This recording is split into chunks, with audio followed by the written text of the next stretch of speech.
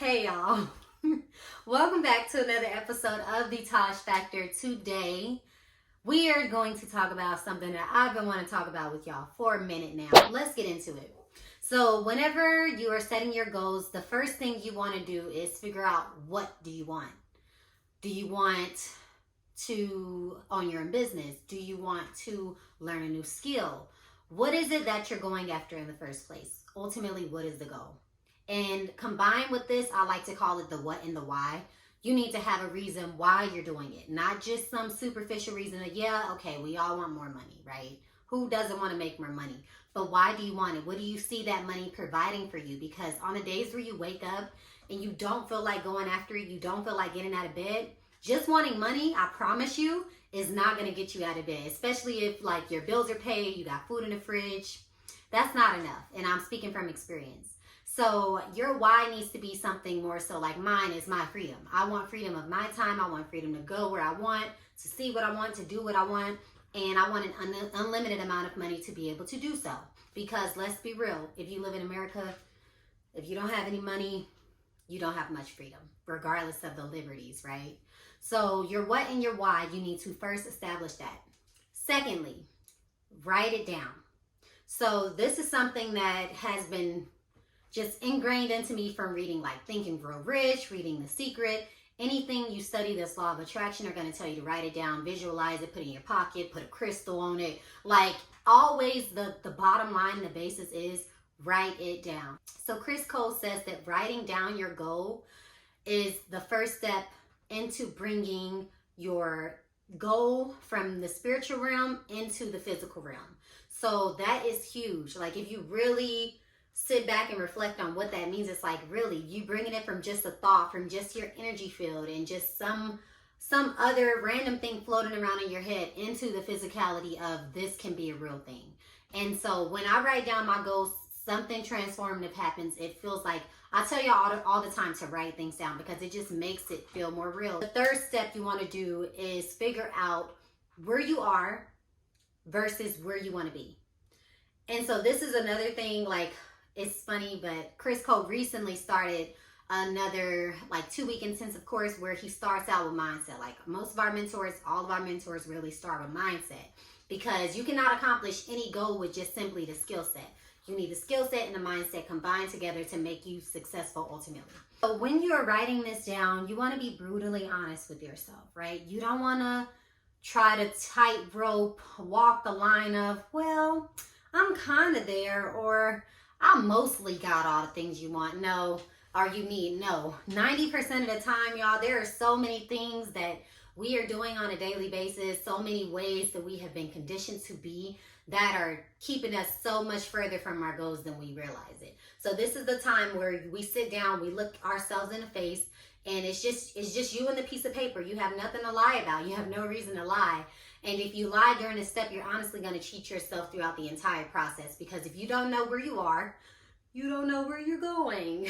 And that's the absolute truth. So look at where you are versus where you want to be. So after you have written down those things, the next thing you want to do is reflect on the things that you can control.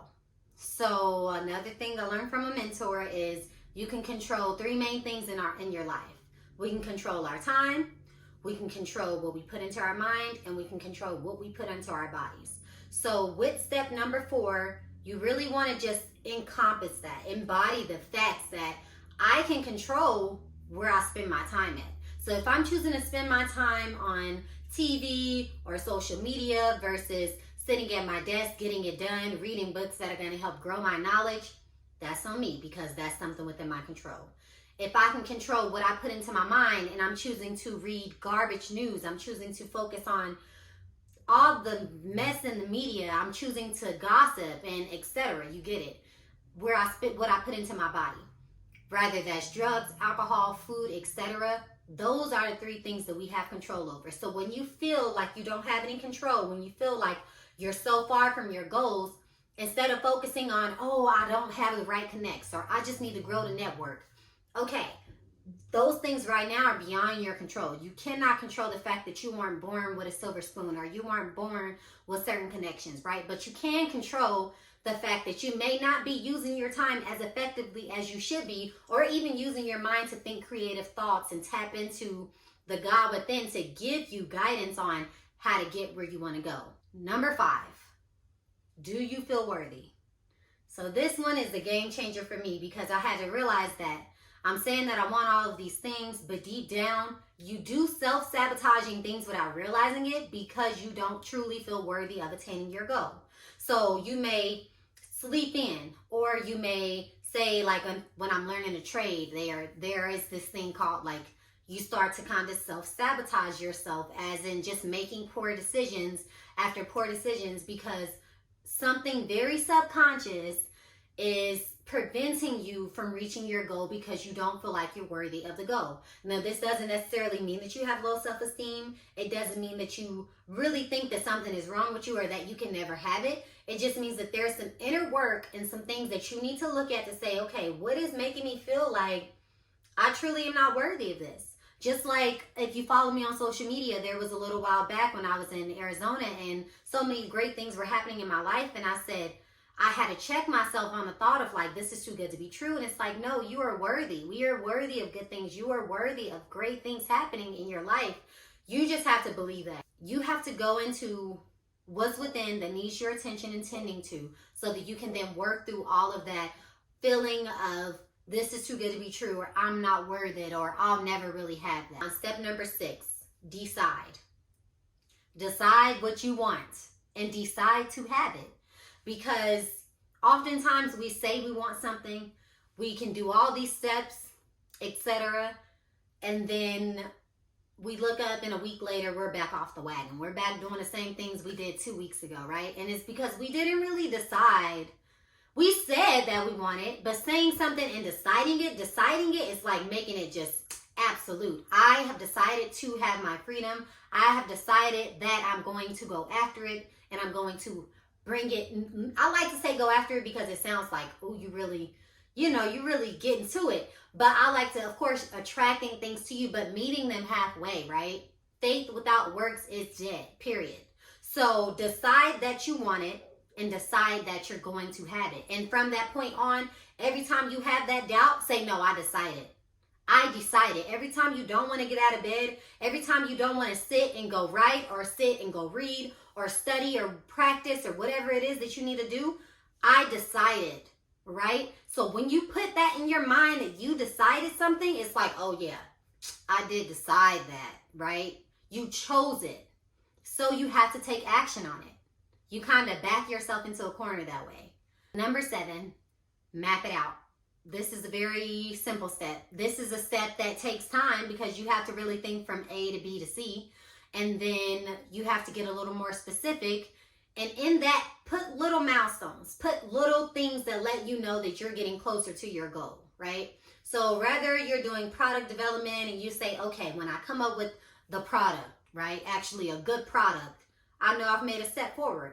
Then marketing, etc., those will be your next little milestones and places you can see, you can look back and say, I have made some progress. Because y'all, when you are going after these goals and they big dreams, they big goals, it can be intimidating, and you can work and you look up and you feel like you haven't come that far. But really, every single day that you were in the lab, those days count. But we often don't measure ourselves up to anything besides the very end goal, which is often like years out. So if you don't reach that yet, you don't think that you're making progress, and that is not helpful when you are trying to work towards something, because nobody wants to keep working towards something that they feel they're so far from when they feel like they've been working. Number 8, work toward your goal excitedly. Excitedly is the key word, because this is where my law of attraction juju comes into play. I don't care, say what you want, but I have manifested things on my vision boards, and I'm going to continue to do so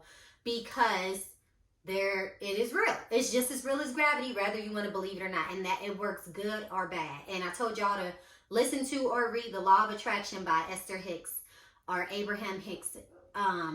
Abraham is like what she channels to bring the information through, and Esther is actually the woman who is the body, basically.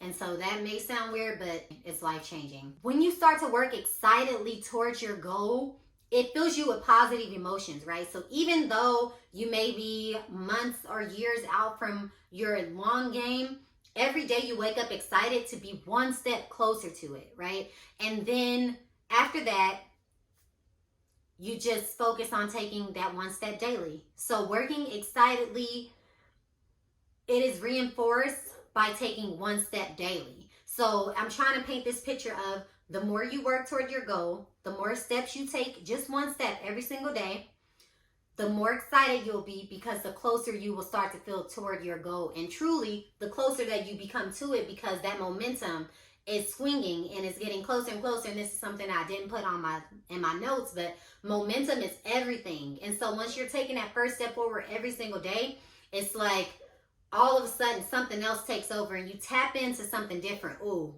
bonus. This isn't even on the list of things.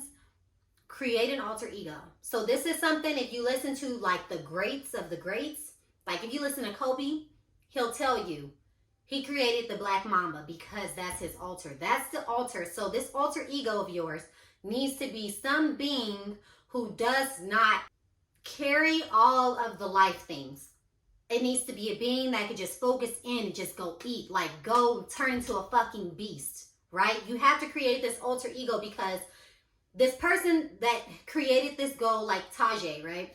Tajae created all these goals, and she also has a lot of conditioning within her. She also has a lot of limiting beliefs that she's working through. But when you're in the process of getting it out the mud, there's no room for doubt. In manifestation, there's no room for doubt.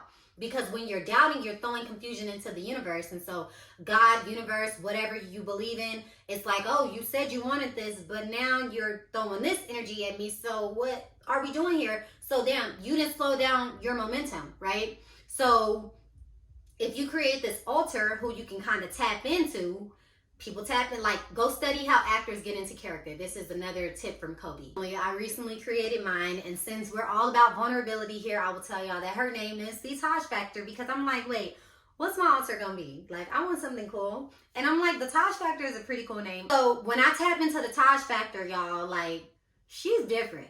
She's different. Like, I thought Tajae was kind of relentless and driven and passionate, but the Taj Factor, I mean, she leaves the passion out of it. She's just relentless. Like, she's a fucking beast.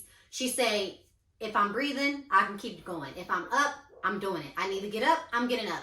There's no discussion, there's no negotiation, right? So I'm having to get into the habit of tapping into her, though, which it can be a process I'm learning. In the beginning, you have to remember, I have this other side of me that knows how to get shit done without all the emotion, right? Without all the hesitation, without all the conditioning. So boom, create your alter ego. Thank me later. Number nine is focus on the becoming instead of the achieving. And this is similar to if you listen to my or watch my perfectionism video as well. You want to focus on becoming the person who is capable of achieving those goals. Become the person who is driven. Become the person who is disciplined. Become the person who only chooses to put the best foods in their bodies. Become the person who chooses to drink water instead of soda. Become that person, right? Focus on that becoming, that developmental process, instead of focusing on, ooh, I'm going to have this much money at the end of this, or ooh, I'm going to have this much whatever. If you become the person that is capable of that, you have no choice but to have that. And I hope that makes sense to you. Number 10, this is the key. This is one of the keys, okay? The alter thing and this, to me, bam, you smash those together, just like peanut butter and jelly, it's beautiful.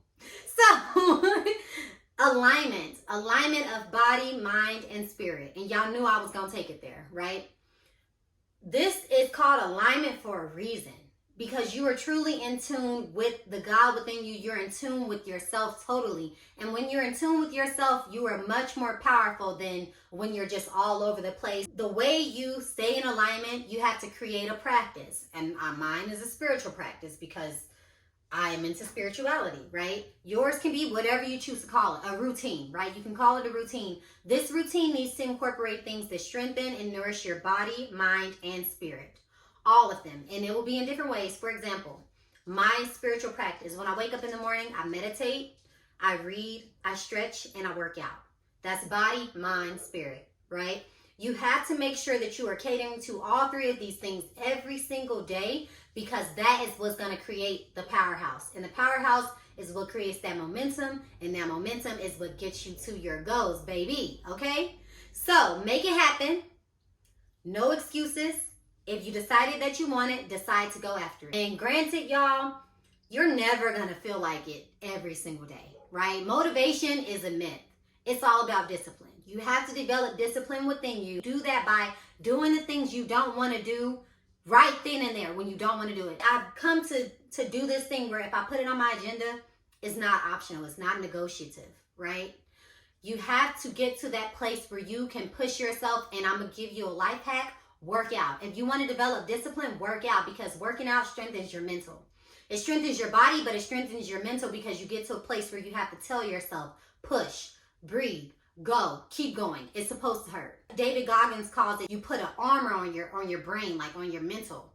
And so you build that armor up through working out, and then when you're doing things like studying, or you're supposed to be doing them, you can use that mental armor to say, yeah, I don't want to do it. I would much rather go watch 2 more episodes of The Good Doctor. However, I put this on my agenda. I need to do it. I need to get it done, right? So that's what I have for y'all. As always, thank you so much for coming back. I hope that you continue to go after the things that you want and attract them at the same time. Know that you can do it. God, universe, etc. would not put it into your brain as an idea, as a possibility, if it were not possible for you. So go forth with that knowing, and let's get it. Love y'all. Peace.